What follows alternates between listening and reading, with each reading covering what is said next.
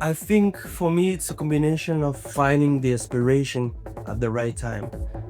Because sometimes I can go to the studio in a row and not necessarily have being like an idea you want to produce.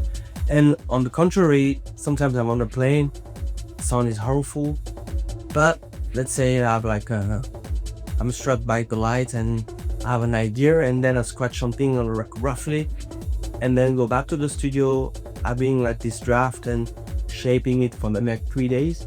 So it's more like not forcing in a way, because each time I'm forcing something, nothing comes out. Instincts are my main priority at the moment. I don't have a particular, like, let's say, production setup. It's more about, yeah, like I said, about my instinct.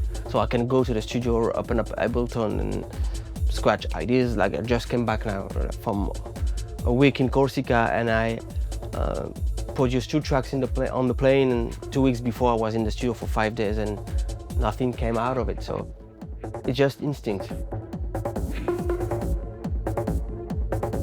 I think like the idea of the track was more having something around a square bass, have these roots in also like the first era of Berghain, and it was around like, you know, like this kind of music was around this, put the bass into this kind of reverb, room reverb. So I was like, yeah, let's do this track around this kind of idea. So we have this square bass, pretty much simple, using a lot of this Arturia, the French company. So Analog Lab is a really cool plugin because it's, I don't know if anyone knows this, but it's pretty famous. This Arturia brand is, they have this kind of plugin called Analog Lab, which in a way combine all their analog machines, emulation, and you can patch them between them and create some kind of stuff, and even their presets are really cool. I always have solid drum, but I need to have a groove, you know, like created with the tom.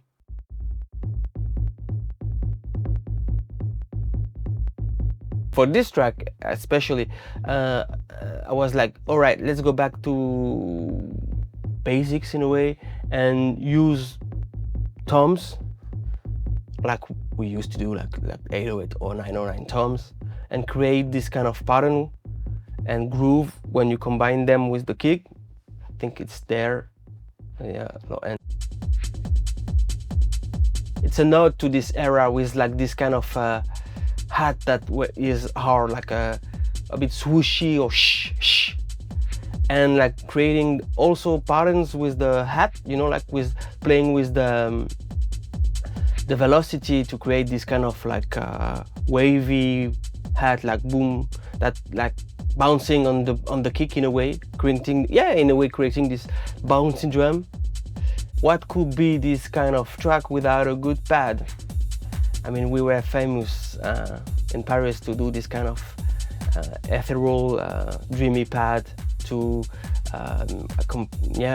maybe not amplify, but to give this kind of melancholic atmosphere or Parisian, let's say, touch. So, like, yeah, I think that summarizes a bit about the whole idea behind the track. I think what's make the sound a bit my sound, it's always, there is a, I don't like to use melancholic or nostalgic, but there is always this kind of moody atmosphere that for some could be sad, but for me is about, you know, being in a club. I don't go out anymore, I'm too old, I'm a grandpa now. But when I used to go playing at Berghain, for example, and stay in the club, there was this kind of thing, like that kind of atmosphere that every track can be like timeless. You know, like you were like listening to tracks that have not so much, but you has like those pads, those like little sound in the back that make the track really like emotional, and they were giving you a sense of I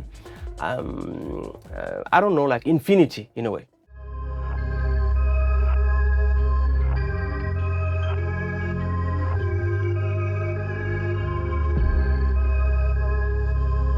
think I came to understand who I am as a DJ in terms of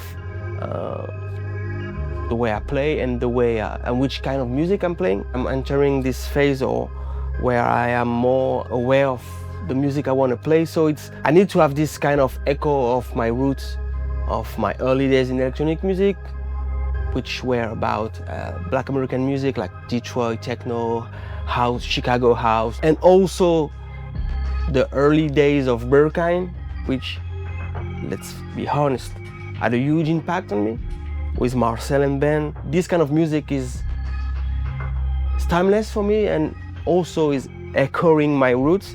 So nowadays when I'm like selecting the track I want to play, I need to find this grittiness, this I don't know, roughness or body. What I'm playing is about the journey I'm creating, the story I'm telling, you know, because before I was more like looking out and, oh, this DJ is playing he's playing a DJ set, and every 2 minutes there is a scream. And I was like, maybe I have to do that because it means that the DJ set is good. But now I'm more like aware of that. When I look toward the dance floor and I don't hear anything, but I see people dancing or in their own bubble, I'm like, all right, this is another way of playing. So yeah, I think this is my way of playing now.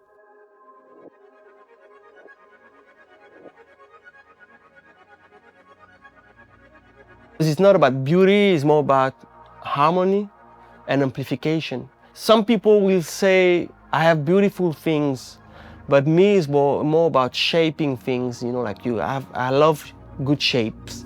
For example, let's say you have a record, music, a track or EP, and you need to have a strong cover, not just to make it beautiful, but to amplify the message within the music.